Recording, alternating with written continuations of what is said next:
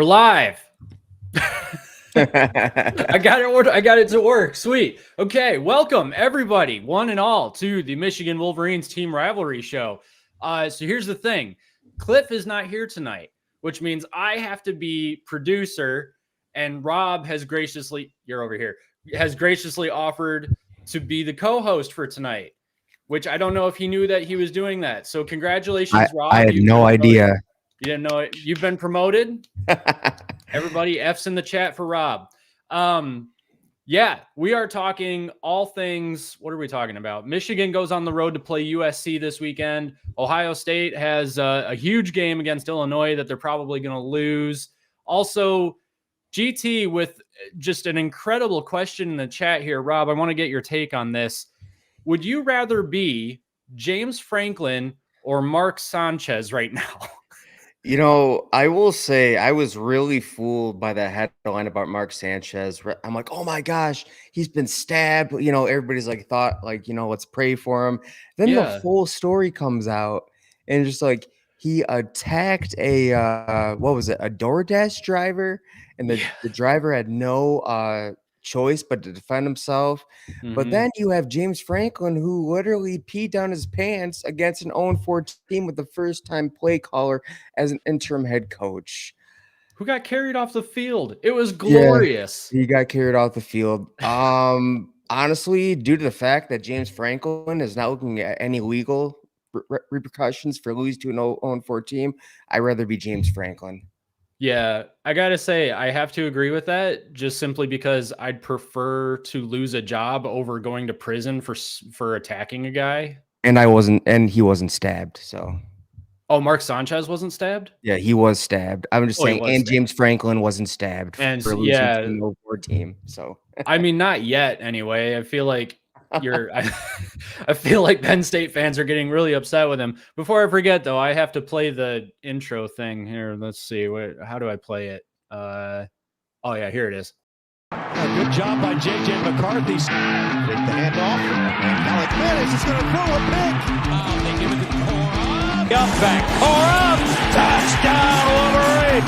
Roman Wilson does it again. Finds some daylight. He's got some speed and some blockers. Outside. Turns the corner. Blake Corum down the sideline. Looking over the middle. Caught. Touchdown, Wolverine. McCarthy extends the play. Now using legs. McCarthy a first down.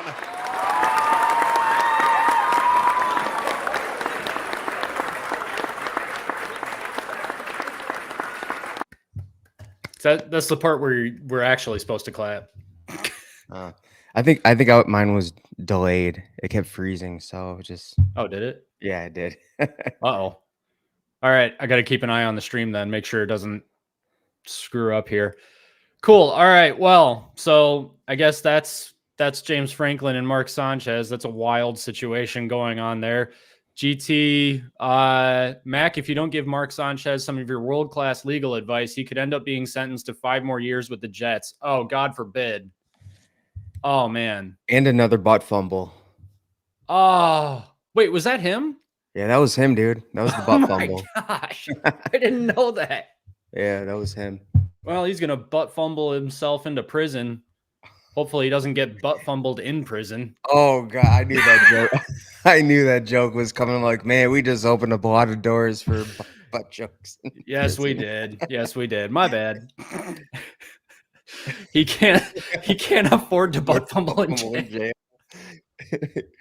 Man. This is going to be a good show. He's probably the butt of all the jokes right now. The butt fumble of all jokes. Yeah, the butt fumble of all jokes. Yeah. See, here's the thing. Dad's not here. Cliff. Do I call him Cliff on the stream or Dad? Whatever. He's not here to keep our moral compass in check, which means we could just like all over the place. Yeah. Not really. We still like try to keep with the PG thing, I think. Yeah, because we don't want to get you guys unmonetized. So I mean demonetized. So, yeah, I appreciate that. Yeah. I mean, my student loans, thank you. Also my triplets. Oy. Oh, yeah, your triplets, man. Your triplets. Do that. You know, I kind of like zoned out for a bit when you're telling that story, and I came back and I'm like, wait a minute, what? Oh, okay. Well, that's what he's talking about. Like, I get that a lot. Whenever I tell a story, somebody's like, "Wait, I zoned out. What?" man. Yeah. I've got triplets coming in either February or March. We'll see. Okay, so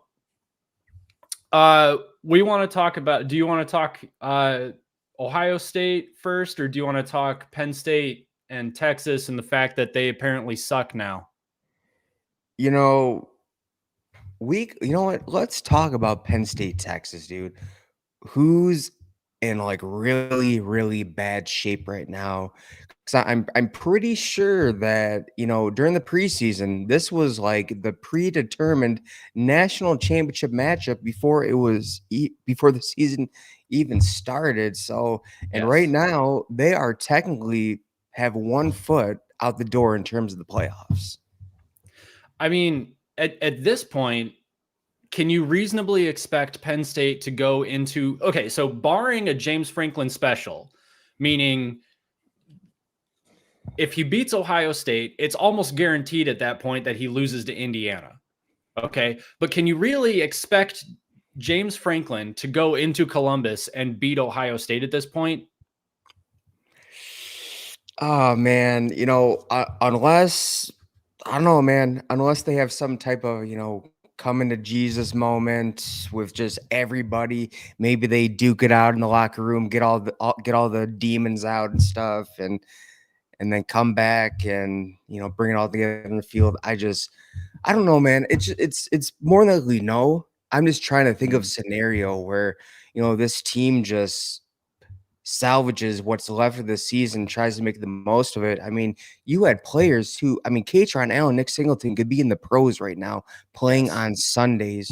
Yes. And, some others came back. I mean, even, Drew Aller, he's not a first round pick, but he still could have got drafted some way, somehow. So it's just like, and they went on James Franklin. What is it, like $3.3 million a year?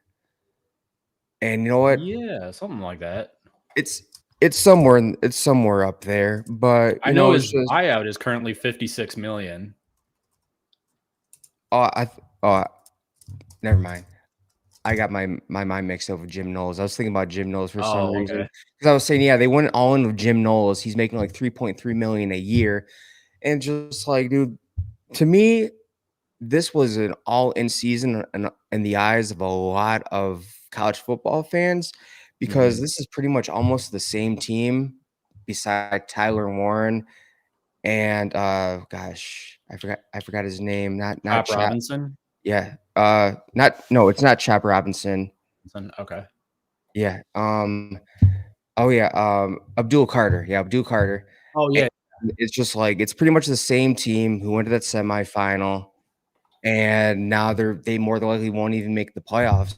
And they have a tough 3-game stretch: Iowa, Indiana, and Ohio State. So if they don't win those games, or even 2 out of the 3 of those games, it's over for James Franklin, dude. I just think his time's coming to an end. I know he has a $56 million buyout, but it's just like, dude, you've seen what he's able to do. You've seen how far he can take this program.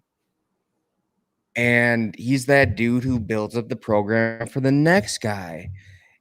Possibly, maybe Kirk Signetti, or they sell their souls and get Urban Meyer. I don't know. I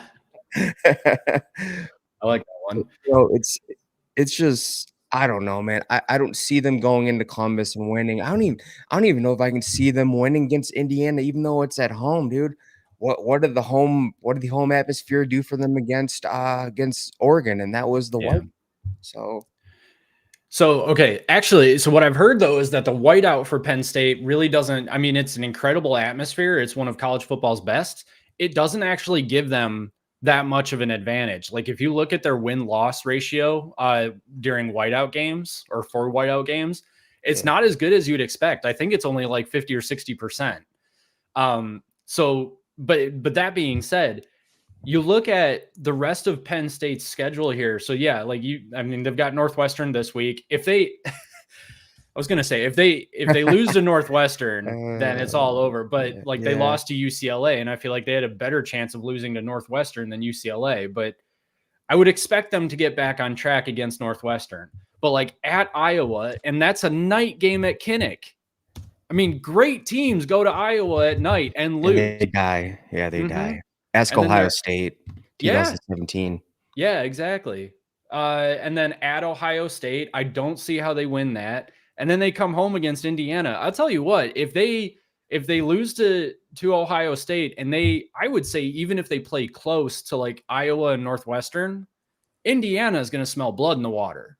Oh, and then they're going to try and go after them. And they have a great shot at doing that. I mean, it's not like Indiana is really a paper tiger at this point. I mean, last season their record looked a lot better than they actually were, in my opinion. Not that they were even bad, but like this season, they're a better team. Yeah, they're way. Yeah. I looked at the rankings on Indiana, and it's like pretty much almost top 5 everything. Yeah. Offense, defense, defensive line, secondary, red zone defense, and just, passing yards allowed. And it's crazy, man, what Kurt Cignetti's doing up there with his transfer portal strategy. But I will say, dude, shame on just what happened with UCLA, with Penn State, dude. Nico Amaliava, 16 carries, 128 yards, 3 touchdowns. He was 17 for 24, 166 yards, and 2 TDs. Dude, pretty much you let one man beat you who just has been complete garbage the entire season. I mean, dude, could you imagine if UCLA ends up losing every game from this Penn State game, and then like Penn State, look, man, they're the only this 1-11 team is the only team that beat us. Yeah, it's just you can't get in the playoffs with that type of resume. You just can't. I mean, I don't think that you can. I mean, of course, like last season, I thought with Ohio State's loss to Oregon and loss to Michigan, they shouldn't have got in either, and they ended up winning the whole dang thing. So good on them, but. I mean, but Ohio State didn't have 2 of their hardest games on the schedule left at that point. Yeah. Like they didn't have to go and play in Indiana and then themselves, because Penn State has to play at Ohio State. So, yeah, I mean, I think if they drop one more, they're done.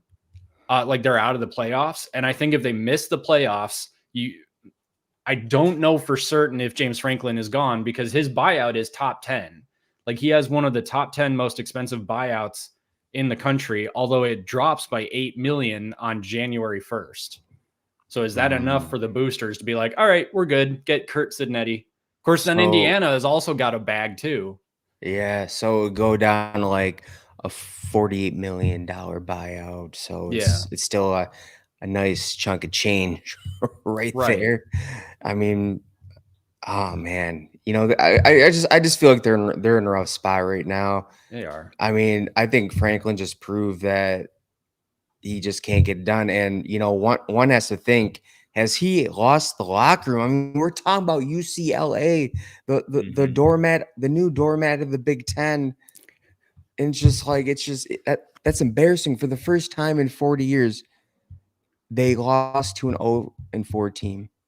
That was the first time this happened in 40 years. An 0-4 team won. It's the first time in 40 years and only the 5th time ever in the history of God's green creation. In the history of God's green creation. Okay, but here's the question for you then. Who's in the worst spot, Penn State or Texas? Because Penn State has Ohio State and Indiana left. Texas has an overrated quarterback, and Oklahoma, Vanderbilt, and Georgia. And I understand Vanderbilt just got pasted by Alabama, but they're still ranked. I mean, they're not awful. Where's the game at? Vanderbilt, that's a home game. Oh, and they have number 5 Texas A&M to finish the season. So they've got 1, 2, 3 top 10 teams left. I will say this, dude. Marcel Reed looking phenomenal for Texas A&M. And that they toughed the win out against Notre Dame. They just look really impressive, dude. I mean, Mike Elko, he's a great coach, has a lot more talent to work with. I don't think Texas wins that game. Georgia, you couldn't get done with Quinn Ewers. I don't think you're going to get done with Arch Manning. I mean, that defense, definitely not. That defense is looking good. Yeah. But, I think they can get it done against Vanderbilt. You said it's a home game, right? Yeah. I think they can get it done against Vandy. I'm just, man, that Georgia and Texas A&M, dude. I just, man, I said it before and I'll say it again. I think Steve Sarkisian is an offensive coordinator being propped up by oil money, and it proves. And you know what? I think there's a lot of Texas fans who owe a very big apology to Quinn Ewers, because he's the one who actually put Texas back on the map. And I don't want to hear any other nonsense about how he didn't. Because you remember, I remember when they lost to Ohio State in the semifinal, thank God Quinn Ewers is gone. He's the worst. He's a terrible quarterback. And now you're seeing why.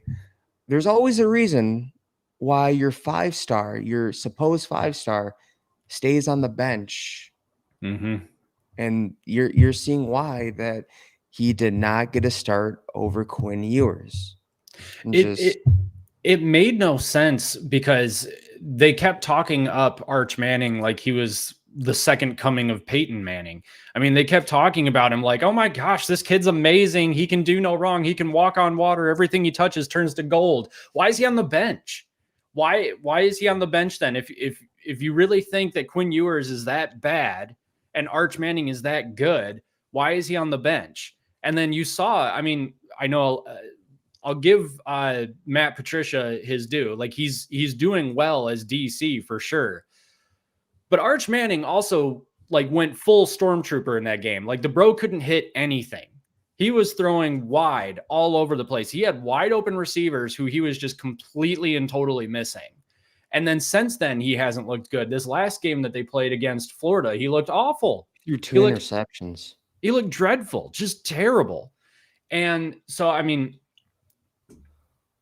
what was I going with that? I completely forgot. I got distracted by a chat. You said he was dreadful and terrible and just... Dreadful, terrible? I mean, should I come up with more? What are those called? Just adjectives? Completely incompetent. Complete incompetence. I can't even.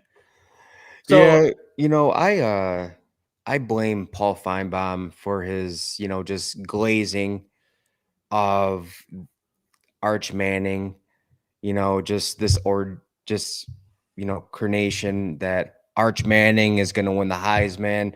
They're going to actually win the national championship. Oh yeah, if Steve Sarkisian would have started Arch Manning over Quinn Ewers in the semifinal, Texas would have won. So it's kind of like, dude, I blame the media. I blame SEC talking heads like Paul Feinbaum, just kind of overhyping Arch Manning and potentially just putting all this pressure inside his head and stuff. He's probably overthinking just everything, man. Which, dude, I mean, if you go look at where he played high school, it was a small, I'm trying to think. It was a small, Division 3, Division 2 high school. Seriously? It wasn't. He didn't really play in a competitive conference. I could be wrong. I can look it up right now. Let's see here. Where did Arch Manning play high school? Arch Manning played high school at Isidore Newman School in New Orleans, Louisiana. It's the same school where his uncles starred and where his grandfather, Archie Manning, coached and became a local legend. He was a 4-year starter at quarterback and broke several school records. Well, no kidding. Okay. Yeah, I just heard the conference that he played in just was not competitive at all. Yeah. So competition was bad. And it just shows. I mean, you're going up against NFL caliber type defenses now, in terms, players necessarily, and just you've seen what he did against Florida, against Ohio State, And it's just like, dude, I found it so funny that he tried to flex. I think it was Sam Houston when he scored on a defender, and when they played Sam Houston, and he like went like that over the defender when he ran it in. I'm like, dude, come on, bro, it's Sam Houston, dude. What are you doing? Okay, so here you go. Arch Manning played at the Division II level in high school. So it was Louisiana 2A, which they compare to 5A or 6A powerhouses. I don't really know what that means, but mostly other private, or their opponents were mostly other private schools. Notable alumni: Peyton Manning, Eli Manning, Odell Beckham Jr. But Johnny Manziel was quoted saying that my grandma in a wheelchair moves faster than some of the dudes chasing Arch Manning in his highlight tape. Yeah, I mean, like I just heard that it wasn't he wasn't very competitive where he played. I wasn't too far off. I said Division III, but it's actually 2. But that's just what I heard, and it's showing, man. That's why I caution. That's why I'm like always cautioned when there's this giant 5-star out of Michigan, not knocking Bryce Underwood, but just like, let's be honest, like Michigan in terms of high school talent, it's getting there, but it will never be up to like Texas, Alabama, and Georgia, the California, Florida. So it's kind of like, I always caution myself when 5 stars ranked in the top 10 or so come out of Michigan, or just like in Arch Manning's case, go look at the division he played in. Wasn't that competitive, and that's why he looks so good, right? And another one of the questions is like, Kyle McCord, did he actually play in a competitive high school league? I know it was Philly, but but Kyle McCord was like good though. Like I didn't see Kyle McCord miss wide open receivers like Arch did. Yeah, that's all right. Yeah, that's true. That's poor comparison. But he wasn't. I can't believe I'm defending the former Buckeye too. He wasn't very accurate on the short ball. That's for sure. Yeah. Well, okay. So GT says Texas is in worse shape with their upcoming schedule. Texas is demanding a DNA test for Arch to prove he's a real Manning. Man, can you do that? What wasn't he? Wait, who is his? Who is he the son of? He's the son of the Manning that didn't play in the NFL. Yeah. Gotcha. Yep. I don't know what that says, but then Mark Williams begs to differ. He says that Penn State for sure is in the worst spot. They were expected to win the Natty practically, and they may end up in the Motor City Bowl with 4 losses. Yeah. So here's the thing. I feel like they're both in a world of trouble. But I feel like Steve Sarkisian has a little bit more leeway this time around. I think that Penn State fans are just absolutely done with James Franklin. I think that they are. And I think that if he gets one more loss, then that's just more fodder for them to yell and scream about. Okay. If he gets 2 more losses, then I think at that point, even the athletic director is going to be like, look, I can't keep saving you, dude. Like, we got to do something. Yeah, definitely. Mm-hmm. I also think about, all the oil money that's being poured into the Texas Longhorns program. And it's just like, are these boosters, these donors going to keep showing up if Sark can't even dude, they've had what?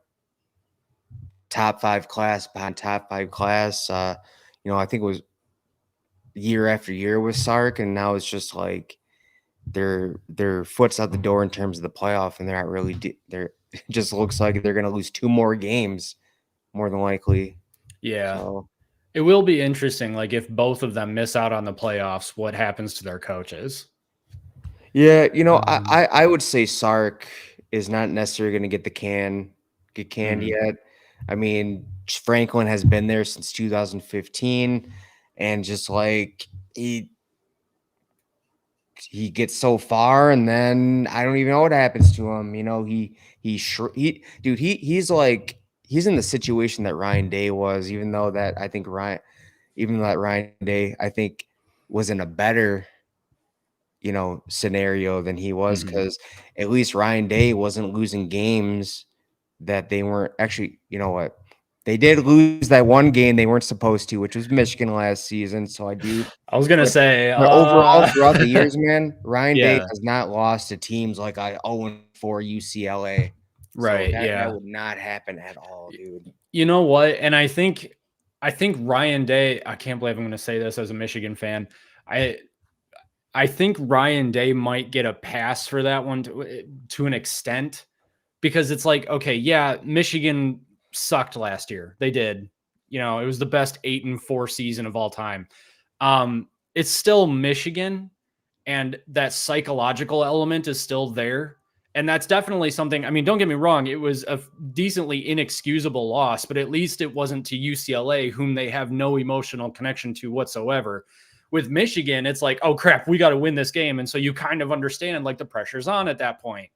And yeah, he totally crapped the bed. Like, do not get me wrong. And I would honestly blame Chip Kelly maybe a little bit more than Ryan Day, because the play calling made absolutely zero sense. But that being said, it wasn't UCLA, and therefore I feel like I wouldn't be as ticked. Of course, as a Michigan fan, I hope you guys keep Ryan Day forever. Sorensen, my shirt says Buckeyes are in shambles. You can buy one, actually, if you want to. I've been trying to convince Rob to get one. We have a little bet going that if Michigan beats... So let me ask you this, because you said I hope you guys keep Ryan Day forever. Yeah. Let's bring a scenario where Michigan keeps beating Ohio State, but throughout this decade, Ohio State wins more national championships. They're more relevant than Michigan on the national level. Would you be happy with that? If Michigan beats Ohio State, but Ohio State wins more national titles? Yeah. It doesn't sound too bad to me. Really, man? Really? Like, I'm not saying it's preferable. I'm saying so. Wait. What if you guys just never won the Natty, never went far in the playoff, but Ryan Day just keeps keeping this team running like a fine-tuned machine on the national level, and just wins like 3 or 4 natties within the decade before the decade ends? It's a difficult, scenario to visualize, because like you're talking to somebody who is absolutely livid that we have a 12-team playoff, and they're talking about expanding it, which I think is just the work of the devil. Like, we're Michigan and Ohio State are pretty close to a point where they will be playing more than once per season. Okay, like we are going to get to a point where Michigan and Ohio State play, the final weekend of the regular season, and then they play in the Big Ten championship, and then maybe possibly even play in the playoffs, especially if they get seeded differently and they make it to the national championship, whatever. So you say, like, would you be okay with beating Ohio State in the regular season, but then never winning a natty?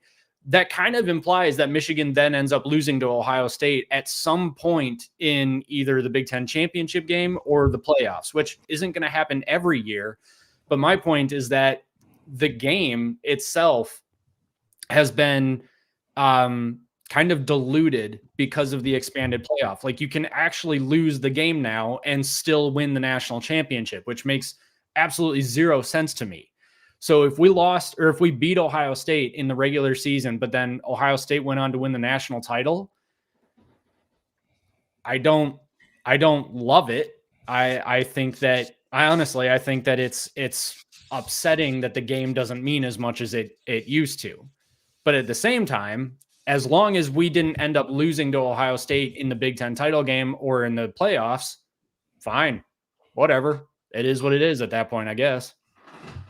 So I don't know, man. I don't see a scenario where Ohio State and Michigan meet. I know people are saying, well, Ohio State met Oregon in the Rose Bowl, but dude, yeah, Oregon was previously in the Pac-12, and that was the Rose Bowl was traditionally a Pac-12 Big Ten game, so they kind of want to give that nostalgic feeling, and just like the closest shot we had to it being an Ohio State Michigan national championship game was in 2022. But so you're right, and that would have been interesting. But here's the thing: ESPN is all about storylines. I mean, that's why they hyped up Arch Manning the way that they did. They are all about storylines. Can you imagine the storyline of the first time Ohio State and Michigan play not in the regular season? They would be pushing the heck out of that. They would be like, Ohio State wants revenge for the regular season loss, or, Michigan, can Michigan be nationally relevant like Ohio State despite owning the rivalry? I mean, they would be all over that. And honestly, they'd be right to be all over that because the ratings would be incredible the first time. Yeah. We'll see, man. Opinion. We'll see. We'll see. I could see that if they expand the playoffs again, there's a great chance that happens. I will. Yeah.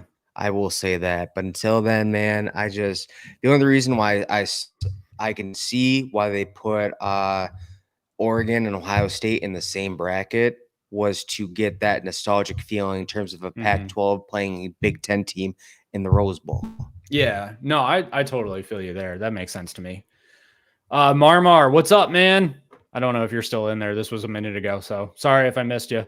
Let's see. Yes, winner today. Let's go. Oh yeah, the Tigers. Yeah, so the Tigers tied up the series against the Mariners. 9-3, dude. Yeah, dude. You know what's really funny? I couldn't possibly give less of a crap about Major League Baseball throughout the entirety of the regular season. But now that the Tigers are in the playoffs and they actually kind of look good, I keep checking the score.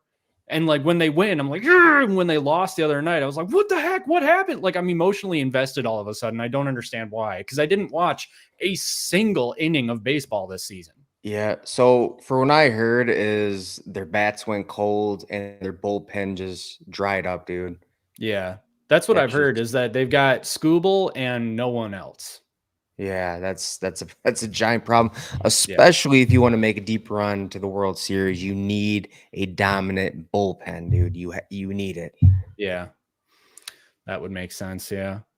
Oklahoma gonna kick butt this weekend. Tom, how's it going, buddy? Is Oklahoma gonna beat Texas this weekend, you think? Dude, I looked at their defense, dude. They're number one. They have the number one overall defense in college football, man. Yeah. They're top 5 in passing, top 5 in rushing. Just maybe I was wrong about Brent Venables, dude. Maybe he can make it happen at Oklahoma. Yeah. So, I gotta tell you, I feel like everybody, if Brent Venables actually gets it done at Oklahoma this season, I feel like everybody got him wrong, because everybody was looking at Brent Venables like he was the next Jim Harbaugh prior to 2021. It's a solid team, but they never win anything, and they're usually disappointing compared to where the preseason hype is. Yeah, but they look good this year. The thing is, you're kind of looking at apples and oranges in terms of that. I kind of, because it's just like Jim Harbaugh had established himself as a good head coach going into his time at Michigan, but Brent Venables, dude, he had only established himself as a defensive coordinator, and this was his first big coaching job, because he was, as you can see now in terms of where Clemson's at, he was the brains in the operation of dominance that Clemson football instilled in terms in other teams. So it's kind of like, I kind of feel like Brent Venables, just first time head coach, maybe trying to work things out, but it's kind of like, if he does it, he'd prove me wrong, because I honestly thought that, okay, we're going on, what is this, year 4, so we'll see what happens. But dude, I heard they're going to build a statue of that hand surgeon.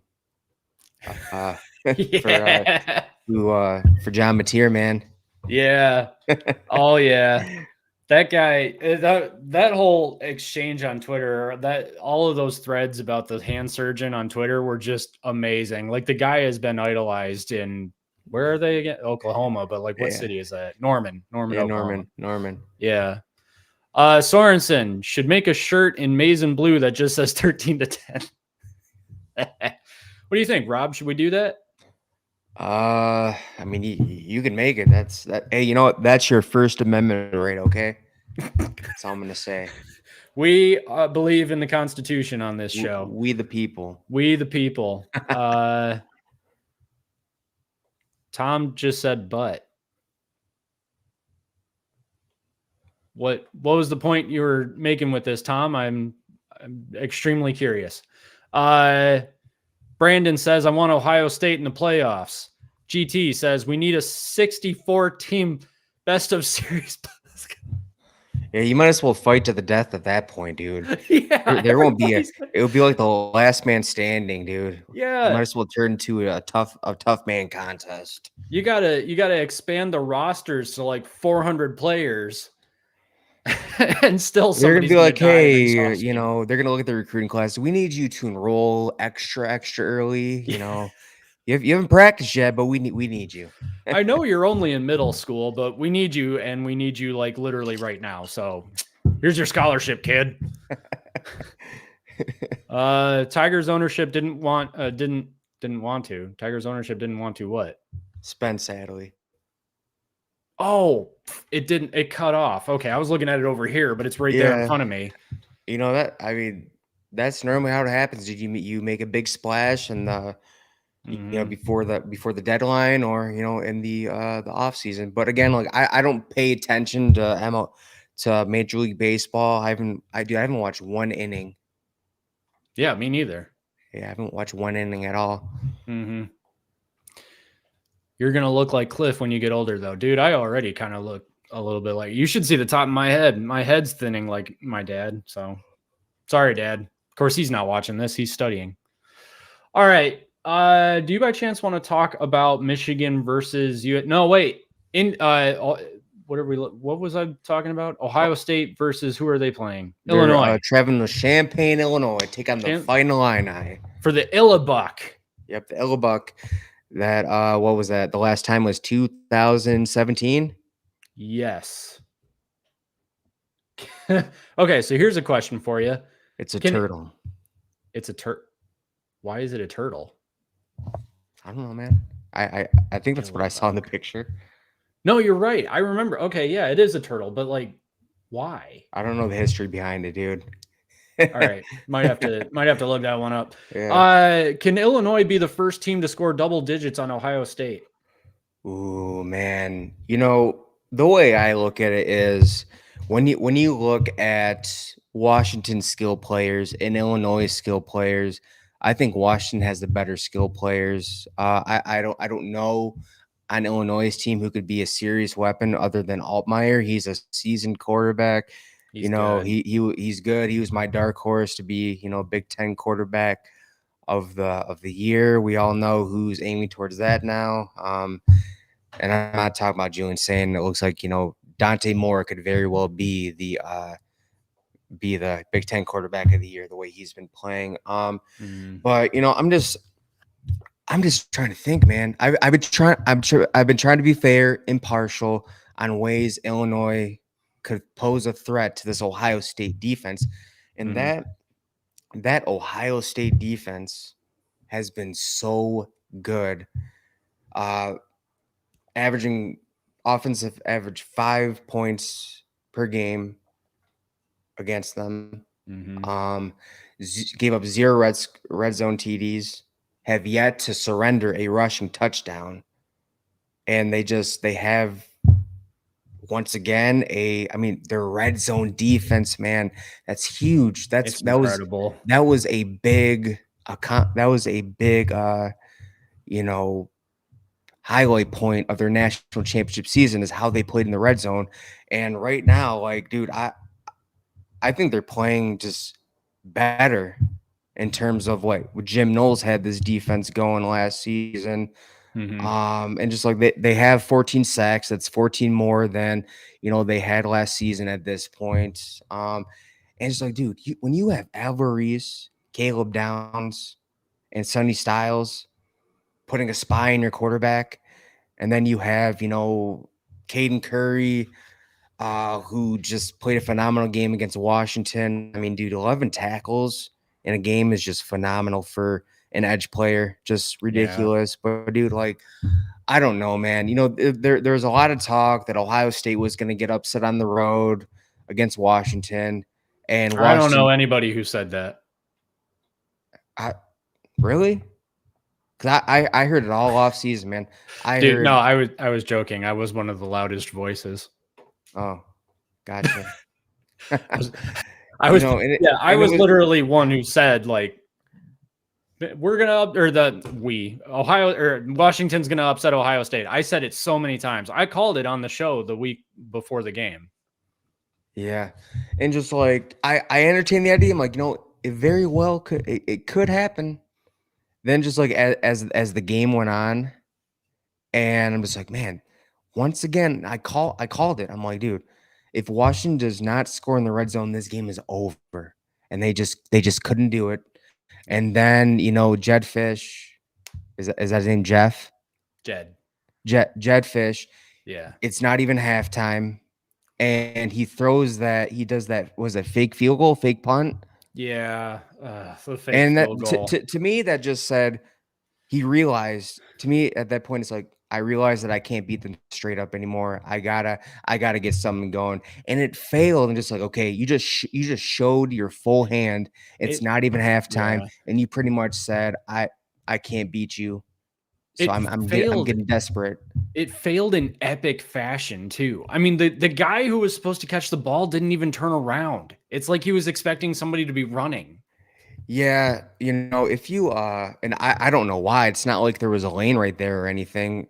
Right. I mean, yeah. they pretty much, I think they sniffed that out since the beginning, and it was just, man. But I looked up, I did a side by side in terms of on paper for both teams. I will say that Illinois, their big motivation is that they're at home. The crowd's going to be in it. They're going to have upset on their minds. But if you look at Ohio State and Indiana, they're very similar teams in a way in terms of their dominant defense. And Illinois just couldn't get anything going with the run game. They couldn't get much going to the passing game. And their biggest strength in their team is the passing game, but it's only ranked 37th. It's not that impressive. And just like, who do they have at a weapon to make it impressive? And just the way that the secondary has been playing with Igbinosun, Matthews, Styles, McLean, Lorenzo Styles Jr. Lorenzo Styles, and just like I just don't know, man. But on paper, dude, Ohio State is clearly the better team. They have the better talent, and to me, they just have to completely show up unmotivated, not focused, taking this moment for granted, and just wetting the bed, dude.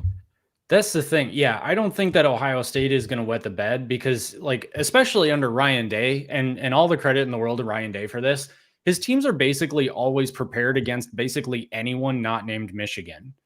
And I mean, it's impressive how you can look at Ohio State. I mean, even against Oregon in the year or last year when they lost in the regular season, it's not like they imploded per se. Oh, they did implode at the end, and they made a lot of mistakes that game, dude. I mean, yeah, but I mean, they were still in it. And frankly, the thing is that, I mean, it was on the road against the team that everybody thought was going to win the national championship too. So, I mean, I don't know. I can't believe I'm defending Ohio State right now, but that being said, they're not going to overlook Illinois. But if Illinois had actually beaten Indiana, then I would say that Ohio State's in a lot more trouble than they actually are, because 63-10 is just wild. That is a wild score for a team that was ranked number 9 when they played. That makes no sense to me. Another weakness of Illinois is they've given up 16 sacks through like 5-6 games, and their pass defense last weekend they gave up 364 yards, 2 touchdowns, and against Jaden. I can't pronounce his last name. Jaden, against yeah, Miava against USC's quarterback. Oh, And, yeah. Okay. And it's just like, every strength that Illinois have due to Ohio State's just almost no weaknesses is just like, it just counters it. Just Yeah. like Illinois has gotten the quarterback quite a lot this season, but Ohio State has only surrendered 2 sacks this season. So it's kind of Yeah. like, okay, you have one strength. Okay, we have a strength as well that will counter that. Yeah. No, I agree with that. I think the one thing that I guess Illinois has got 2 things going for them. One, they're at home, but 2, Brett Bielema is like, he's not a bad coach. He can scheme some things up on offense that are pretty unique. The thing is, though, is I think that they will get up for this game. Illinois will do what they can to try and take down Ohio State. Like, I think that Brett Bielema is going to try and throw the kitchen sink at Ohio State, because they had a lot of preseason analysts saying they had a lot of analysts in the preseason saying that Illinois was a sneaky good team, and they had a lot of they had a rather good chance at making a run at the Big Ten championship. And for Brett Bielema to lose to Indiana and then lose to Ohio State and not actually make the splash that they were hoping to make, that is such a waste. So I do think that he's going to try what he can to throw the kitchen sink at Ohio definitely. State. Yeah, Definitely. But just again, Ohio State and Indiana are just similar teams, man, in terms of just tough-nosed defense. And the only way I can see Illinois winning this game is if they're able to convert on third down. Ohio State has been really good on third down. They've only given up, I think it was 13 out of 64. Something like that. They've only given up 13 out of 64 attempts, and just like you got to control the time possession. You have to possibly create some turnovers, and you have to score in the red zone. Because that's something that not one team has done. I mean, field goals, but we're talking about the whole 7 points here. Right. Yeah. But I do have it being close all the way to like the fourth quarter, but I have Ohio State winning this 28-14. 28-14. Oh, I should probably write those down because Cliff's not here to do it. Loser. I don't have my. All right. But dude, their secondary is just, they're not good, man. I mean, dude, if USC is able to put that much on them, and you know what, I mean, dude, they just got completely just owned by Jacoby Lane. Ohio State has Carnell Tate, Jeremiah Smith, Max Clare has been getting some catches, so it's kind of like, no, you're right. Ohio State has a million different weapons at wide receiver that are all just as amazing as each other. I mean, I think Jeremiah Smith is still the gem in the crown, but Carnell Tate, man. Carnell Tate's really good too. And Julian Sain, man, 80% completion rate on the season. Just insane. He's extremely accurate. Like that. Yeah, he's playing very well. That's what I'm saying. People are like, oh, here's why this is not the same Ohio State offense as we've seen. The fast scoring and just get out the field, let your defense get on the field. It's because one, Ryan Day realizes he has an extremely well defense. And also, you don't need with someone as accurate, as calm and cool and composed as Julian Sain, you don't need to throw these home run balls, dude. If it's second and 7, he's gonna get it. If it's third and 4, he's gonna get it, and he's just gonna keep the chains moving, keep the clock going. Which, by the way, dude, I don't know if you noticed a shift, and I don't know if you've noticed a shift in how the offense is going. They're taking away more clock. Yeah, they look like Michigan. Hey man, they do. They look like 2023 Michigan. You said it, not me. I'm allowed to say it. I'm wearing the shirt. All right, so I'm going to give my score prediction, then we'll get to some chats here because apparently Dave Portnoy's watching us, which is sweet. Hi, Dave. So here's the thing. I've made a name for myself on this channel by saying completely and totally ridiculous things. And that tradition is not going to stop here. So this is what I have to do. And it's not that I want to do it. It's that it's literally my calling in life to take conventional logic and toss it in the crapper. So here's what I'm going to say. Illinois is at home. And I think Ohio State's dumb. So give me Illinois. We're going to say 21-17 Illinois. You know, you had the chance to choose logic, but you chose with your heart. That's fine. Hey, Disney always told me to follow my heart, and my heart says screw the Buckeyes. So my God. That's where we're at. Dave Portnoy says go blue. Can I get a go blue from you, Rob?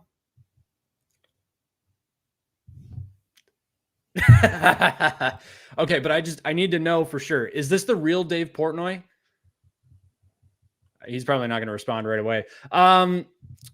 Sorensen says, I'm not sure if you have talked about it yet, but what is your call on Michigan at USC? We're going to talk about that in just like 30 seconds here after I get through all of these chats. So stay tuned. Hey, Dad, thanks for the $2, man. I appreciate that. That's going to buy half a diaper. I do have a... half a diaper. Half a diaper. I do have a diaper fund going. If anybody's interested, please help me. I'm having triplets, so I need diapers. Dude, you know what you should do? What? And my cousin did this. Yeah. He had like this giant like card game, and the buy-in was diapers. That's fantastic. We could do a euchre tournament. It was and like the buy-in is diapers. Yeah. That's a genius idea. That's what we should do. GG Dope, what's up, man? Glad to see you in the chat. Yes, OSU is unfortunately very good. That D is so free. Yeah, your defense is really good. Okay, Sorensen said at GG Dope, or I heard the opposite from USC fans, though. They say their defense is bad. Ohio State's defense? No. USC's defense, which they are pretty bad. Well, yeah, Ohio State or USC's defense that was a miss. Oh, okay, I see. I think I misread that then. Oh, hey, Tom, gifted 5 memberships. So wow, thanks a lot, Tom. Appreciate you. That's awesome. Shasta got one. A whole bunch of people got one. That's great. Let's see. Who else do we have here? Charisse Armistead. Charisse maybe? Says go that other team. So there you go. You got a shout out there, Rob. Nice. GT. Hey, GT with the super chat. Here are 5 half diapers. I appreciate you, GT. That is really nice of you. No, we don't like the Buckeyes here. Yeah, I really appreciate that, GT. Thank you very much. GG Dope, are you really having triplets? Yes. Yeah, my wife is actually currently pregnant with triplets. We are indeed having triplets. We got an ultrasound again on Monday, and they're all very healthy and happy and really excited to be cheering on Michigan next year. I've got 3 Michigan onesies ready to go. So you should start a GoFundMe. I really should. Just be honest. Just please, for the love of God, help me. I need all the diapers. Oh, Charisse, Mac needs you to donate to his diaper fund. Yeah. Hey, Charisse, you can say Michigan sucks all you want. You can even, I will read if you send a super chat with the absolute worst possible thing that you can say, apart from profanity, about Michigan, I will read it on the channel because I need the diapers. So there you go.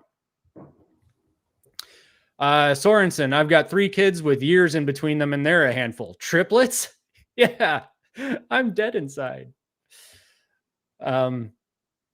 Any advice you have, Sorensen, would be amazing. But yes, we are having triplets due in March, so they'll be ready and rearing for the season in 2026, ready to watch Andrew Marsh and Bryce Underwood tear it up. You want to talk Michigan USC and then call it a night? Oh man, we can't go without discussing Oregon, Indiana as well, man. Oh, I completely forgot. All right, Yeah, let's take a couple minutes and do Indiana, Oregon, because Sorensen's waiting for our USC take here, so we can't disappoint Sorensen. I think this is the first time I've seen him. Why don't we do? Do you want to do Michigan USC first? Then we end with a little short scenario of Indiana, Oregon. Yes, that is a great idea. Let's do that. All right. So here's why Michigan's going to beat USC. USC's defense sucks. Okay, your turn. I will say that they're rushing. They've given up 108 yards this year in terms of their rushing defense. They have the top 3 overall offense, averaging 565 yards per game. They just put up a 364 yards, 2 touchdowns against Illinois. I know Michigan is able to get to the quarterback, but USC has currently only given up 3 to 4 sacks this season.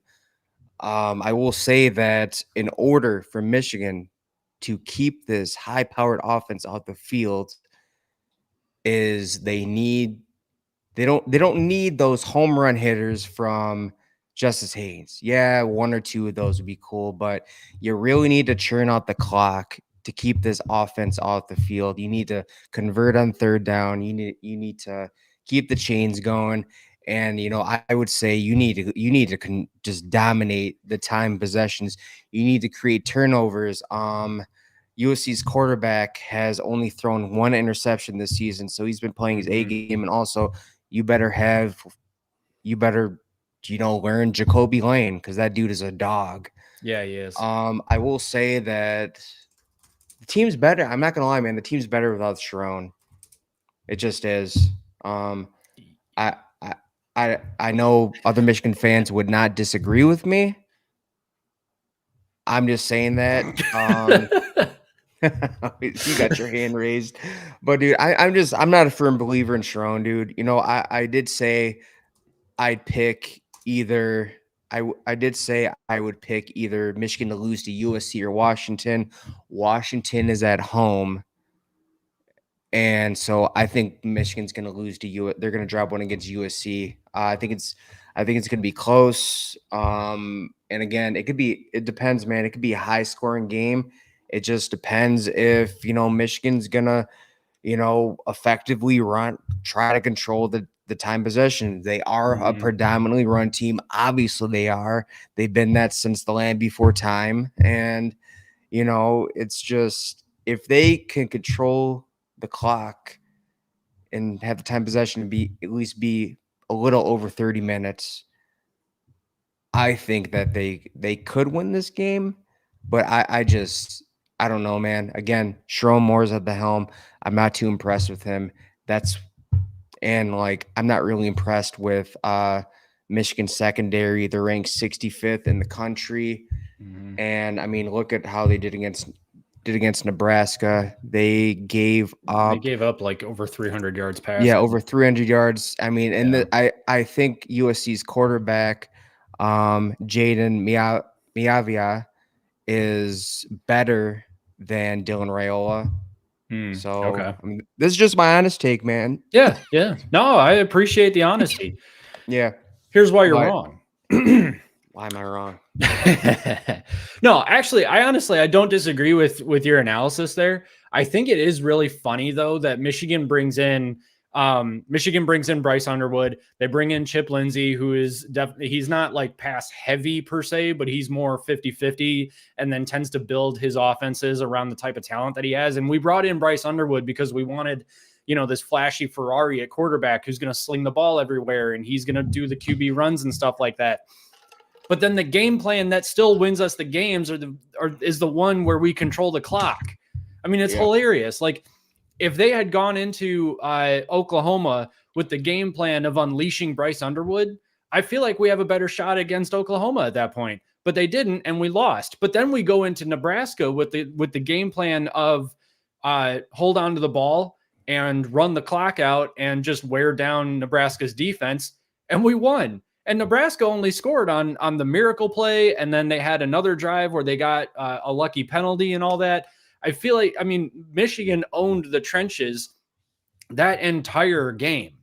So it's just kind of fascinating, right? Like Michigan owned the trenches that entire game, speaking to their normal identity of how they play football, especially on offense. And yet we've got this great, phenomenal quarterback that we haven't actually even seen a whole lot from. Like we need to unleash Bryce Underwood, but actually do we though? Because we're still winning games.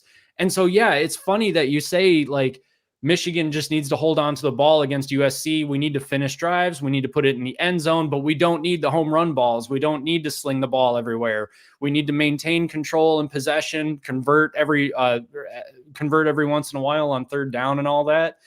And that's probably how Michigan beats USC, because I think USC's offense, they're not bad at all. I think they're a little inconsistent sometimes, but their defense is really the biggest weak link of the team. And so I do think you're right. If Michigan can somehow keep USC's defense on the field for most of the game and tire them out and basically just make them a non-entity or a non-factor going into, late in the third quarter and then the fourth quarter, Michigan's defense is up to the task the entire game. It might still end up being like Michigan 31-24, so it'll be a close game. The thing that frightens me, though, is that Penn State just went on the road to UCLA, like we just talked about, and lost. These Eastern time zone teams going to the West Coast, that is not going well for anybody. In fact, I think the closest or the best a team has done from the East going to the West at this point, and there's probably a better example, but Ohio State against Oregon last year. Oregon was a very good team, and Ohio State still almost beat them despite flying all the way out to Portland.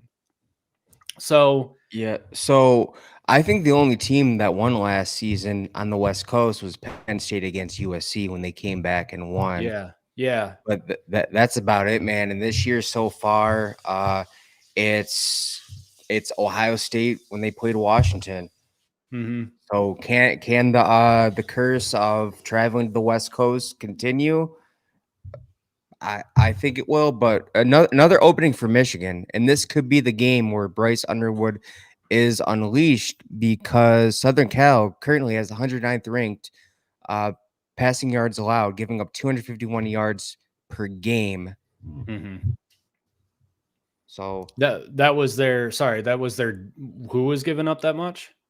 USC passing yards allowed. Okay. Yeah. So, maybe you're right. Maybe this is where Michigan tries the game plan of outscore USC's offense. Yeah. I will say that if Michigan can keep up with USC's offense, Michigan does have the better defense. And so I feel like they will end up getting more stops. Yeah. I just look, man, at the end of the day, dude, I'm not a believer in Sharon Moore, man. I don't have a reason to really be a believer. The team, when the team's offense, just overall in general energy on the sideline looks a lot better without Sharon Moore there. Dude, I call Sharon Moore low energy Sharon, because just like he has this like very just demeanor, like he's on Prozac or something. I don't know. Yeah. No, yeah. I don't know. So like my thing with Sharon is I think he's smart. I think he does know what he's doing. I think that sometimes he's going through growing pains in games, and we're kind of watching him grow up in real time. And maybe that's a little bit overwhelming to him. I don't know. But I will say that I agree. I think that Michigan's performance with Biff Poggi on the sideline was better than Sharon Moore, although there were a couple of situations against Nebraska where I thought that actually wasn't really the case. I mean, you did have some pretty poor clock management towards the end of the first half against Nebraska. That was all on Biff Poggi.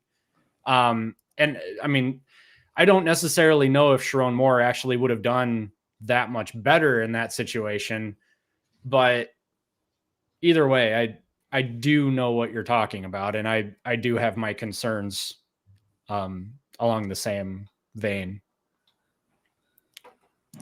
Let's see here. All right, so before we give some score predictions, though, we've got score predictions in the chat. Charisse Armistead says USC upsets Michigan 34-31. Meh. I don't like that call, so I'm going to go on. Sorensen. Sorry? I said I have USC winning 31-21. Rob, 31-21 bad guys. Got it. Actually, wait, I'm gonna change that because I just okay. I just wrote it down in pen, so you can't change it. Well, you know what? It's called crossing it out, okay? All right. So, oh man, USC's defense just not that good, man. If you look back at the Illinois game, I mean, they're passing. Dude, they gave up 328 yards to Altmaier. That's what I'm saying. This could be the game where Underwood is unleashed, but I'm gonna go 31-24. USC or Michigan? USC. Wow. All right. You made me cross out your prediction to give Michigan 3 more points. What do you want, man? What do you want from me? I want consistency. All right. 31-34 bad guys. USC. My penmanship is terrible. What do you want me to do? 31-28? 31-28? What? No, you're not. It's better? Locked in now. You can't change it. All right, man. You can't change it. Sorensen, I called 37-31 Michigan. Hey, that's a much better score prediction. I like that. This is one of the more unique score predictions I've ever seen. 32-1. How do you get a point? I think that was a typo. Do you get like half a safety or something? I don't know. Yeah, if you tackle the quarterback, but only half of his body is in the end zone, that's only half a safety. Or it just goes on like the inch-yard line. Yeah. Sorensen says, we've got Rod Moore back, though. Yeah, okay, so that's a good point, actually. We do have Rod Moore back, and he did have an immediate presence against Wisconsin, which was a big deal. So I don't know. I mean, we've got one more player back there. That'll be great. Yeah. Moore is on a snap count. I don't get it. It means like, let's say they have a game plan for him when that he gets 22 snaps this game. They did the same thing with Jackson Smith and Nick Jigma. They had him at like a 15 snap count when he first came back. That means he got 15 plays. Oh, I see. So it's kind of like he's only going to get a certain amount of snaps a game. Oh, okay. I was thinking Sharon Moore for some reason. So like at like 20 snaps, it'd be like, okay, you're out of the game. Like, yeah. Well, I mean, that would make sense. I mean, they've got to keep him healthy. GG Dope says, I agree with him. Michigan not beating USC. They barely beat them last year, and USC has a much better offense and QB this year. Wow, GG. My triplets to be are very disappointed in you. Actually, no, they're not. They're busy trying to grow. Trojan fight. Michigan got no receivers. Nay. Michigan's got 2 receivers now. I don't know if you watched the Wisconsin game, but in the second half, Michigan had to rely on their wide receivers, and Andrew Marsh and Donovan McCulley actually performed pretty well in that. So, boom. Actually, let me tell you something. If Michigan figures something out with their wide receivers, watch out. That's all I'm going to say. I think watch out at that point. I think Peter and I, we saw Andrew Marsh in the spring game. He's the most promising dude. Yeah. He's the most polished receiver on the roster. Marmar says, but Michigan leaves tomorrow to adjust to the time, so Sharon is fixing it. I like the idea. I don't know. I don't travel well, so I don't know if I'm like the best person to speak on this. But to me, if you're flying across multiple time zones, you really need to leave like a week in advance before you start feeling better. I don't know. I don't fly very much anyway, so. Let's see. I'm going to scroll through here. There's a Trojan. Michigan got lucky. This wasn't an 8 p.m. kickoff. I mean, technically, it's like a 7:30 Eastern time kick. So, yeah. Here we go. GT with the proper analysis here. Jim Harbaugh lives on the West Coast. His spiritual aura will help the team adjust. Do you think the patron saint of Jim Harbaugh will help Michigan win this game? I don't know, man. Maybe he'll be like Yoda. He just appears out of nowhere and uses his Jedi powers. I don't know. Do or do not. There is no try. That was really good. Thank you.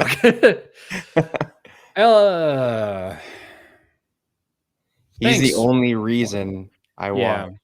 Well, geez, thanks, Ellie. That's my wife. Oh, never mind. No, I was gonna say no. You're right. Thanks, honey. I appreciate you. I didn't know that was. No, it's true though. It's just. Thanks a lot, jerk.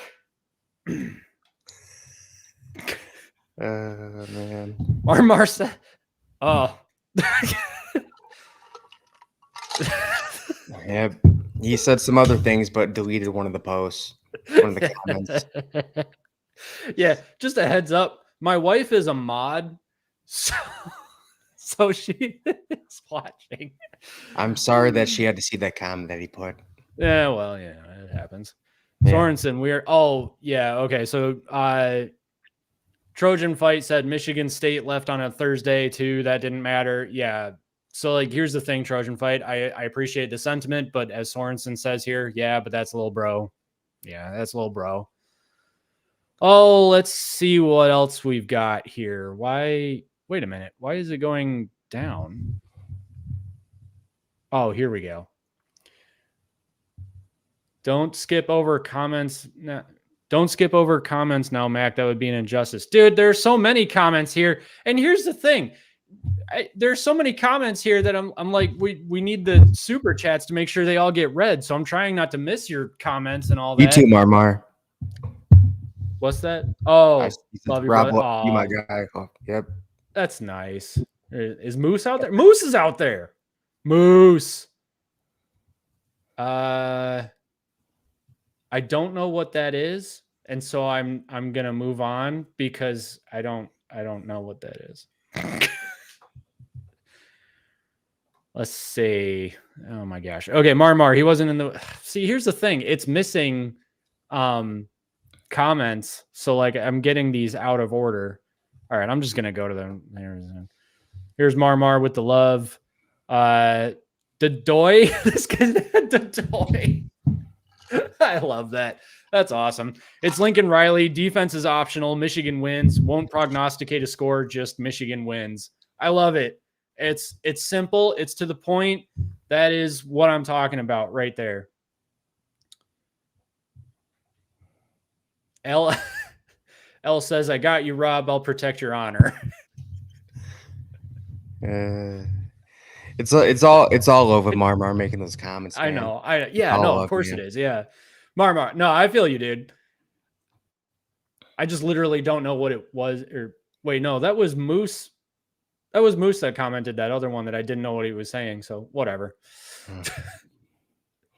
Trojan fight. Sorry, not ready to anoint Marsh as Biletnikoff winner after 5 receptions.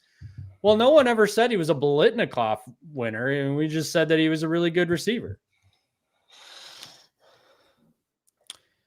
Michigan top Moose says Michigan top 20 defense ranked 18th in total yards.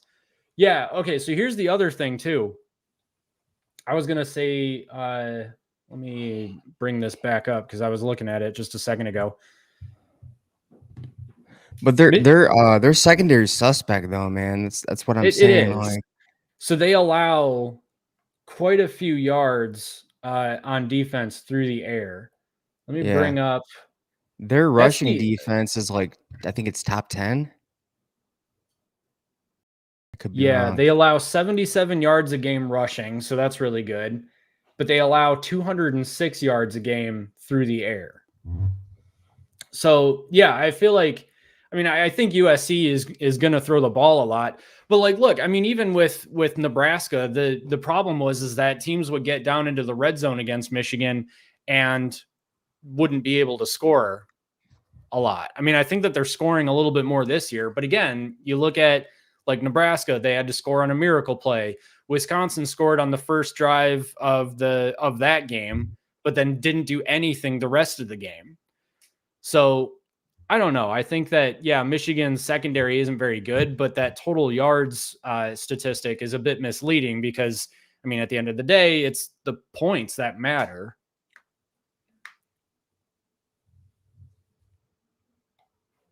I'm just going to keep going. We'll go through chats for the last few minutes here.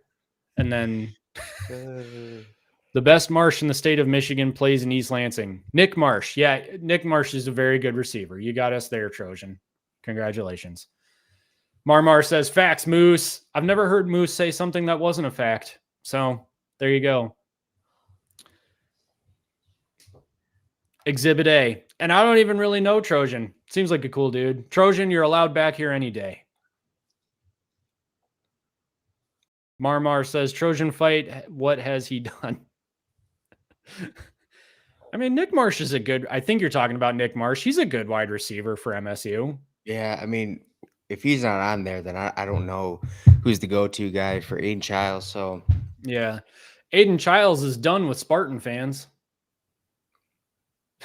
Did you hear about that? No, what? During a press conference, he said that he didn't care what Spartan fans thought at all about, I don't know, about him, I guess. I haven't heard anybody say a negative thing about Aiden Childs, too. It's just the fact that they're not like where they want to be just yet as a team. I mean, you got to look at what D'Antonio gave up on the recruiting trail. Mel Tugger, he just completely, that phone call that sealed his fate and just left the program at a terrible position. Then recruits started leaving. Here's the thing, like they had a chance to get Urban Meyer, but they wouldn't hand over the keys to Urban Meyer to give him the resources to build a national title contender. Like that's what he wanted. I can't believe that. Like, yeah, I can't believe that Urban Meyer would actually even entertain the idea of Michigan State. Because, I mean, here's the thing. He would have been good at Michigan State. Don't get me wrong. But Michigan State is such a step down from Ohio State. I mean, the only reason Michigan State looks like a viable option as a football program is because Mark D'Antonio had a couple of good years. And by a couple, I mean like a decade.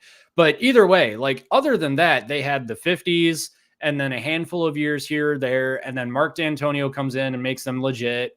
And then what? Yeah, it's just, I don't know, man. I just, Michigan State fans should be absolutely pissed at Mark D'Antonio. He stayed way too long. That's the thing, coaches who just overstayed their welcome, they're doing more damage to the program because they're not killing it on the recruiting trail. And so it's just like their program keeps going more to the bottom of the barrel in terms of, again, recruiting and just overall consistency in college football. And that has an impact on the future as well, dude.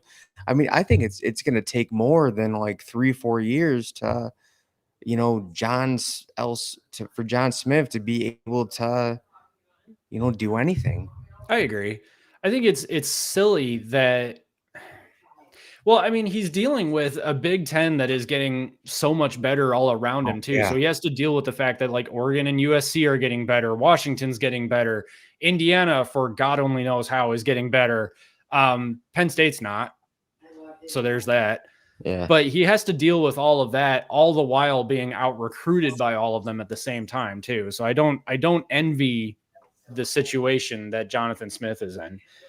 Okay, so got a few minutes left here. Rob gave his call 31-24 bad guys, USC. And I have to give my call. Here's the thing. Mac, I'm going to ask you for a favor, dude. Do it up. Can you cross out that 24 and put 28? Good God. That's it. That's all she wrote, man. Are you sure you don't want me to do like a 32-31 Michigan? Do you want to just give them an extra 4 points maybe? Man, because then that would defeat the purpose of my pick for USC. What are you trying to do, man? I'm trying to get you on the side of the good guys. You're trying to scam me into picking a team that I don't want to pick. Just kidding. I'm going to call Michigan 34-17. What? So here's the thing. I don't think sorry, I thought I just heard something fall. I don't think that USC's defense is going to be able to keep up with USC's offense is going to keep up with Michigan's defense. I think Michigan's defense. So here's the thing. USC's offense will likely put up a lot of yards and they will likely move down the field easily. But as soon as they get in the red zone and as soon as Michigan starts tightening up, I don't think that they're going to be able to score. I think that Lincoln Riley is going to get not desperate per se, but he's going to try and get cute and try and maybe go for it on a fourth down that really he shouldn't. Or I don't think that he's going to settle for field goals very much. So I do think that they'll score a decent amount of times. I've got them getting 17 points, but I don't think that they're going to get into the red zone and be able to score as much as they need to keep up with Michigan. I think that Michigan is going to hit some home runs like you were saying. But I think that Michigan will control the clock too and be able to move down the field, end drives with touchdowns, take 6, 7, 8 minutes off the clock per drive. I think that's how Michigan wins. I've got them winning 34-17. All right. So to me, you have Michigan getting to the quarterback. Yes, Michigan has like 16 sacks this season already, but USC has only given up 3-4 sacks on the season. Jaden Miava has only thrown 1 interception. He has been money. They have Jacoby Lane, and Michigan's secondary is not that great. So it's kind of like, I think it's going to be closer. So, I mean, you might be right, but my thing is that I don't think that USC has gone up against a D-line as good as Michigan's. And especially because we've got Jayshon Barham coming off the edge now. I mean, he has been an absolute freak this season. So I don't know. I think USC is going to get I think USC is going to punch back for sure. I do, but I don't think that their offense is going to be able to create something sustainable against Michigan's defense. All right, man. We just got to respectfully agree to disagree. And we'll see come next week. We'll come back with the actual results. So. But here's the thing too. I have to say that because I am a self-proclaimed Michigan homer. And my fans and followers need me to say that Michigan is going to win. Otherwise, they'll unsubscribe. I mean, why are you here if not for me to say that I think Michigan is going to win and give you all hope? I don't know, right? Man. I don't know. GT, thank you very much for the $5. Over under on USC holding calls in this game is I took the under and I'm going to be rich. Yeah, why don't Michigan opponents get called for a holding call ever? I It's don't know, man. I mean, Ohio State has had the same problem last season, and they're kind of having the same problem this season. So yeah. it's just, I don't know, man. I guess there's just something about Michigan, Ohio State. I don't know. I don't think that the refs like them very much. Yeah. Garrison, hey, what's up, Garrison? Are you bartending tonight? You got to let me know. Message me on Twitter where you're attending bar, because the wife and I are moving away from the west side of the state. So I got to come see you at your bar sometime before we leave. Come on, Tyler. Be civil, man. What? Says Tyler put, because you're a jackass, just like all the rest of Michigan fans. It's not okay. That's kind of funny. That's not the first time I've been called an ass this week by somebody in the comment section. We had a Penn State fan. The video I posted on Monday, this guy left like 4 comments, 2 of which calling me an asshole. Like, Dude, I remember, so last season, somebody who was tuning into Peter and I show, he said, "I'll give you $5 if you spit on the camera." And I'm like, this isn't like, OnlyFans, dude. Get out of here.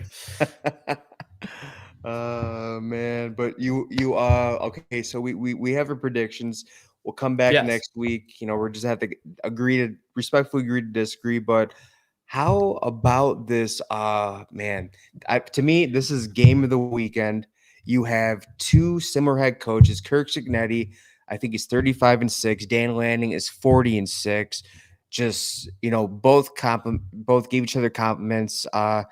Lanning said, you know, Cignetti is just cutthroat and just a winner everywhere he goes. Cignetti said that Lanning is just a young, impressive phenom at the head coach position and just doing impressive things at Oregon. Now, man, I did the research on these teams and just thinking about film, man, just breaking down film. They're both in the top 10 in terms of offense, defense, run defense, passing defense. Just, you know, I've not found much weaknesses. But what I will say, man, Oregon is really good on third down. They're really good on third down, as you saw against Penn State. And if Lanning wants to get ballsy and go for it in fourth, they did that as well. You know, I just, man, but I really want to see Cignetti shake the, you know, the transfer portal when I'm good if I don't go against, you know, more like, so they were good last season until they ran to, you know, Ohio State or Notre Dame, and just like, okay, anybody with equal or a little better talent, you know, you just don't end up winning. Great coach, but just like the transfer portal only goes so far. But man, dude, that speech that Lanning gave before the Penn State game, pretty much saying, look out there, it's all white, it's a canvas, we're about to go paint our mother effing masterpiece, and they did. So it's kind of like that dude just gives the best speeches. But dude, Cignetti, man, being up like 50-0 against Indiana, against Illinois, and still having like this Nick Saban look, like he's just never happy. Yeah. And then they end up winning 63-10. This is a hard game to pick, man. But you know what, dude? I really want to see Indiana, Kirk Cignetti shake off this, you know. Again, like I said, you saw what happened with the talent gap shrank. They almost lost to Michigan, one of the arguably worst Michigan teams since, you know, the Brady Hoke years. Right. And, you know, then they got blessed by Ohio State. They got blessed by Indiana. I keep saying Indiana. Yes, they beat themselves. But against Notre Dame in the playoff. But, dude, give me, you know what? Give me Indiana beats Oregon. I think this could either go both ways, dude.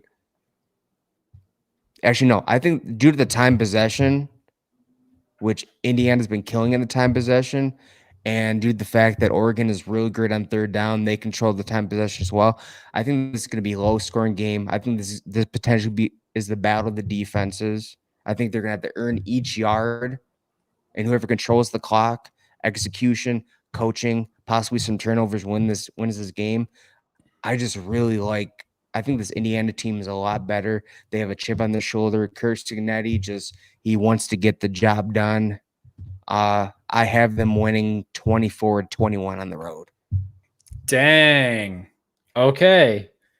Now, here's the thing, though. Do you want me to write down 24-21, or do you want me to do 28-21, or do you want me to do 28? All right, Mac. What do you got for me? I don't know, man. I said it was a low-scoring game, as good as it's gonna be. I think 24-21 is as good as it's gonna be. I think this is going to be a nail biter till the end. Yeah, but I did actually write down 28-21.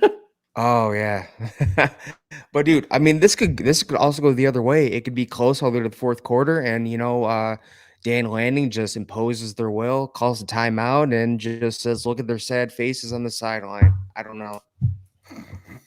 You can't say, "Look at the fans leave." No, I suppose not, can he? No. Oh my gosh. Okay. All right. Well, see, here's the thing. I already called. Oh my gosh, bro. They're gonna get you. Never mind. I'm just looking at these comments, man. I know. Can we all be nice in the chat, please? Yeah. They work so hard to get these 2,000 followers. They're finally monetized. Let's not, put them in YouTube jail. So do we get in trouble for anything that's said in the chat? Oh my gosh, guys. I don't know. Like, chill a little, will you? I think oh damn. All right. Everyone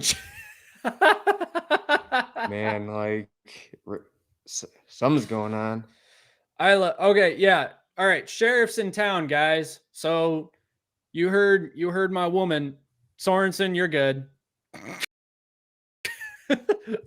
Marmar, I didn't see any of the.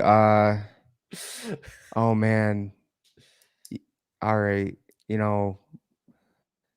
marshmallows. Oh my gosh. Oh man. All right, yeah. So I'm just gonna go back to this one. So guys, sheriff's in town. And besides, it's past all of your bedtimes anyway. So I'm going to give my score prediction. And since I already called Illinois over Ohio State, I feel like I kind of ran out of bold takes for the evening. So I am going to take Oregon over Indiana. But that's literally only because of the fact that I don't want to be wrong. Otherwise, I would totally be taking Indiana over Oregon because I enjoy being wrong, and I'm wrong often. Here's the thing, Mac. My logic is telling me that Oregon is going to win this game, but I just really want to see Indiana pull this out, dude. I know. I just really want to see it, and you know what? Yeah. I'm gonna. That's why I'm picking Indiana. I just really want to see it. I agree. Here's the thing. I have that plaque over there that says that I picked 70 games last season. And I got 74% or 71% of them right. And Garrison and Justin from last season will give me all sorts of crap. It's not about how many games he's called. It's about how many games you were right. Well, I'm changing my tactic this season, guys. So I'm trying to call games so that I'm right, which is why I'm calling Illinois over Ohio State, obviously, but also Oregon over Indiana. But yes, I want Indiana to win. And I hope that they do, and I'll be rooting like heck for them for sure. But I don't know. Let's see. I don't know. Should I even bother taking a couple more chats? I don't know, man. I feel like the chat's just between, yeah. Yeah. Yeah, Gigi Dope. Remember the golden rule. The golden rule is that Michigan is always better than Ohio State. IU gonna have some roast duck. Yeah, I mean, dude, there's a big slate of games. You also have Alabama, Missouri playing. You have gosh, I forgot who the other game was, dude. But you have a big slate of games this weekend. Yeah. You know, you're gonna have to choose. You know, pick your poison, dude. Especially for that 7:30 slot. I think it's, gosh, Wisconsin and Iowa, Michigan and USC. That's 7 and 7:30, and then here's a big one: Minnesota and Purdue. Everybody, the whole nation's watching that game. Oh yeah, you have the Red River rivalry at 3:30 as yeah. well, trying to compete with Oregon, Indiana, and then you have that 7:30 slot. I know there's a big game, so you have Georgia, Auburn, Michigan, USC. Oh yeah, South Carolina travels to LSU at 7:45. You know, South Carolina is one of those sneaky sleeper games, but you know, this is a Big Ten channel. We don't really boast about the SEC. The goal is for the Big Ten to just dominate this decade. So yes, and they have been so far. Yeah. Okay, I have to listen to my wife. No more chats. All right. All right. Well, I think we pretty much hit everything that we wanted to. Rob, do you have any parting thoughts? Aside from everybody calm the hell down. Dude, this college football season has been the gift that keeps on giving. We've had so many great lineups. I mean, other than last weekend, it wasn't that great of a lineup. I think there was there honestly wasn't. Besides the upsets, man, I mean, seeing James Franklin just stand there, his daughter giving him a hug at the end, and thinking like, man, should I pack my stuff? And then the funny thing of we're gonna go back to the mindset, we're gonna try to go 1-0, and we're starting the season over just like that. We're gonna start the season over. But yeah, man, big slate of games. I'm excited. If you're a true college football fan, you should be excited as well, dude. Yeah. So, I completely agree. I think this season or this weekend is going to be a huge one, and it's going to be a lot of fun, I think. Why don't you go ahead and tell everybody where I'm trying to remember everything that Cliff does. Yeah, just it's hard. So my co-host Peter and I, we are on Buckeye's Battlecry. That's Battlecry is one word. We go live every Tuesday at 7:00. We've been putting out content. Come, show us some love. Even if you are a Michigan fan, click like, subscribe. But here's the thing: stay for the long run. Don't leave just because we give non-favorable take to Michigan. Because at the end of the day, it's a rival channel. We both do to each other. It's one of the most intense, petty rivalries lately. But I'm all here for it. I think this is the best chat we've ever gotten on the channel. Oh man, that's amazing. Rob, you're awesome. I really appreciate you coming on tonight and helping me out with all of this. So thank you very much, and we'll catch you next week, I guess, if you want to come back. Oh yeah, dude, I'm here every Wednesday until you guys say the show is over. So I appreciate it, man. Yeah. Also, Marmar, praying for you, buddy. I see that comment. You'll be my thoughts and prayers, man. Definitely. Yeah. So, yeah. Same. All right, dude. Have a good night. I'm gonna take I think a couple more chats and then wrap up. All right, man. Later. All right. See ya.